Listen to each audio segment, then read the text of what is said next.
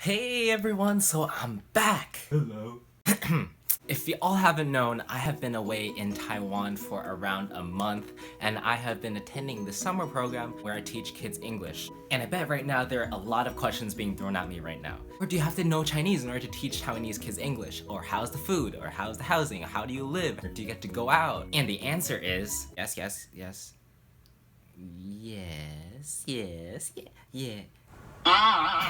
So the program I was in is called AID. So basically it tries to help out students who are disadvantaged, not disabled, disadvantaged. So usually volunteers are assigned to rural areas of the country where the schools usually have a lack of resources or are poor or stuff like that. For me, I wasn't really assigned to a school that was in lack of resources, but that's not really the point. But anyways, we as volunteers are trained around 1 week. Oh my god, I can do it! Oh my god. Oh my god, oh my god, oh god. Okay, not like that. So basically all of the 450 volunteers that were in this program, we were educated and we learned about certain methods of teaching and utilizing certain teaching tools. So during the first week, we actually had a teaching demo competition, and me and my partner actually got into the final round, and we had to demo in front of an entire audience. The lesson was about freaking earthquake safety. And ever since that lesson, I was known as the earthquake guru. I know nothing about earthquakes.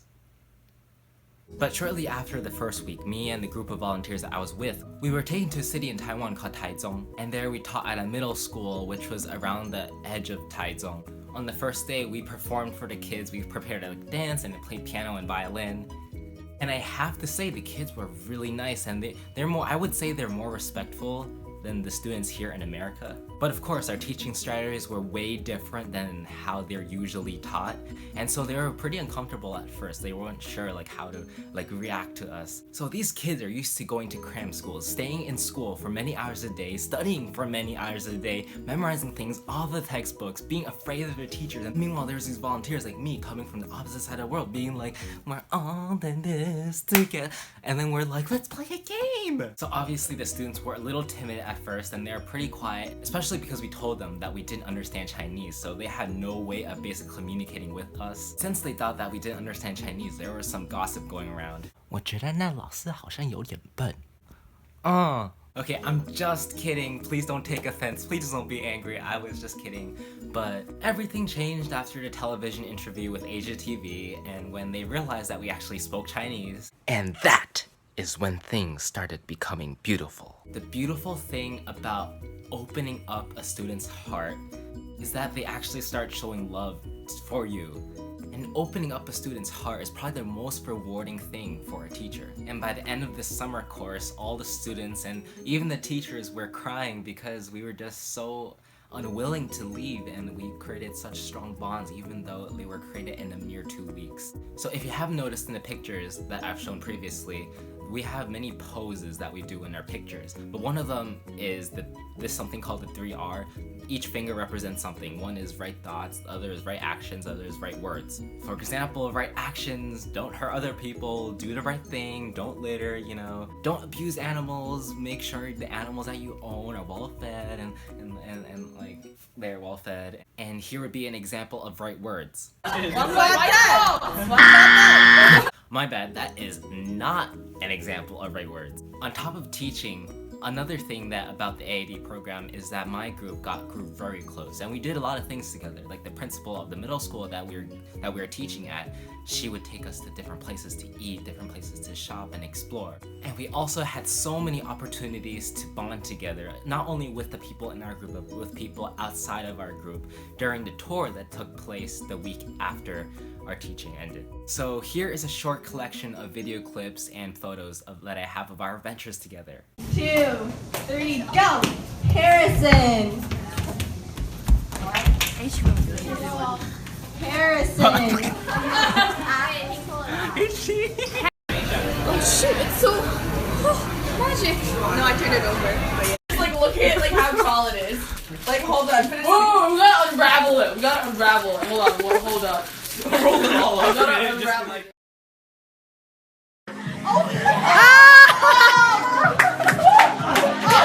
Harrison! Go Harrison!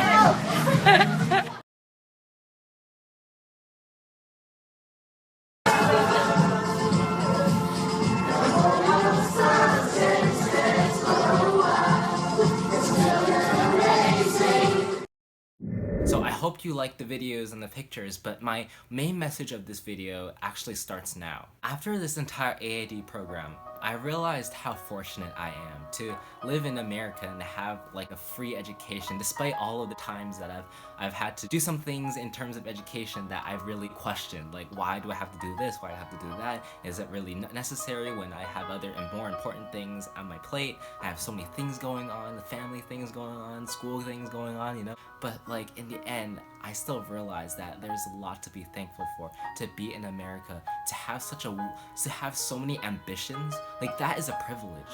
And through the AID program, I am so happy that I was able to share that privilege with the kids that I just spit on myself. The privilege I was able to share with my kids. And the privilege that I shared with my kids was not something that I intentionally shared. It was just teaching them English. My group's presence in the school helped the students realize that they can also know English, they can also know Chinese, they can know both. And they can travel overseas like we do.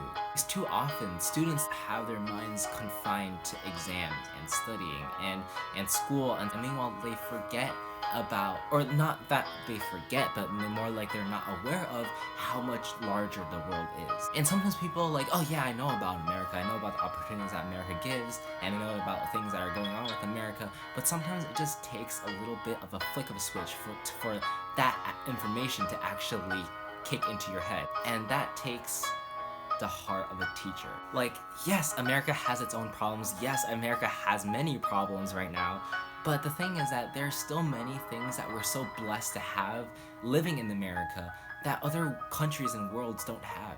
Through this AID program, I realized the significance and the meaning of teaching. And teaching is truly an art. You have to be truly passionate to be a real teacher and a mentor. That is what I learned in the AID program. And not only that, but within that month that I was over in Taiwan, I met so many new friends and created so many new bonds, both from the States, but also from Taiwan. And it honestly touches my heart that I know that these people will always be there. They will always hold a special place in my heart. And through the short 1 month stay, you kind of realize how much we as humans are capable of achieving. And what's even more amazing is how much love we are capable of giving each other. And I'm not trying to be deep or emotional or whatever, it's just the truth. So to all of the AID volunteers, the teachers, and the counselors, and everyone who I've met in this program, I'd like to say thank you so much for blessing me with this amazing opportunity of meeting these kids, of meeting all these friends, and creating all of these new connections and bonds that will last forever for me. I will be forever grateful, and I can't wait to see what else I will accomplish in the future. Thank you, AID. So that's all I have for you guys today. Sorry if it wasn't too entertaining or funny as I usually make them to be. But if you enjoyed this video, please subscribe to my channel for more music videos and comedy and whatever videos that I make. And I'll see you guys next time!